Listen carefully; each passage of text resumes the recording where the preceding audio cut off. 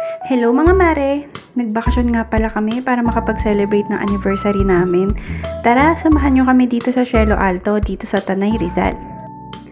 Nag-commute lang kami, bali sumakay kami papuntang Cubao, at pagdating sa Cubao doon na kami nagtanong kung saan yung sakayan papuntang Kogyo.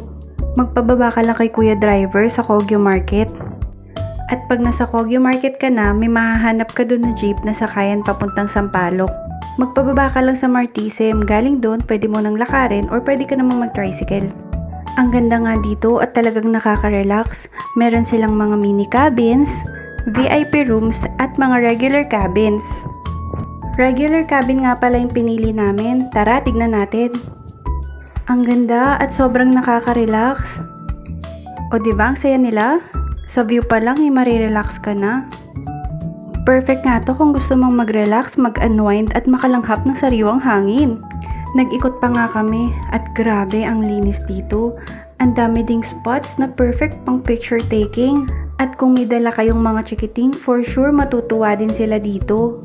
Meron kasi ditong mini playground, kaya for sure hindi sila maboboring. Maganda din talaga na habang bata pa sila ay naipapasyal na natin sila. Para paglaki nila, marami silang memories na babalikan nung bata pa sila. Sabi nga nila, 'di ba, walang rewind sa totoong buhay. Kaya sulitin natin lahat ng oras na kasama natin sila. Anyway, sa pag-iikot-ikot namin, nagutom kami, kaya nag-decide na kaming bumalik sa cabin namin. May restaurant nga din pala sila dito. Pwede kang kumain sa cabin, or pwede ka rin dun mag-dine in sa restaurant nila. At dahil na-enjoy pa namin ang view sa cabin namin, napili namin na doon na lang din kumain. Ang sarap nga din ng food nila dito, medyo pricey nga lang pero sulit naman.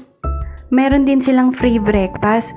Pwede mo silang i-advise kung gusto mong sa cabin ka na lang kumain or gusto mong i-dine in na lang sa resto nila. Nagpalit nga lang kami at nag-ikot na para mag-picture taking. Kaya kung nagpaplano kayong magbakasyon kasama ang friends, family, drawingan nyo na yan.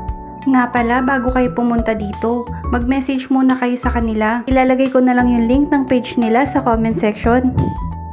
Sa gabi naman, meron sila ditong live acoustic.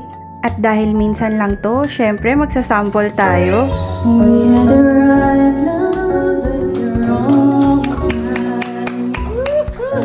O, diba? Ayaw pa kabog? After nga namin kumain, nag-ikot na rin kami. Meron sila ditong massage chair at saka yung parang fish pinching ba yun? Basta yun, yung manghuli ka ng isda.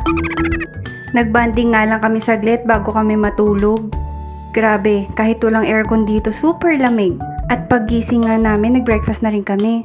So yun lang muna, see you sa next vlog namin!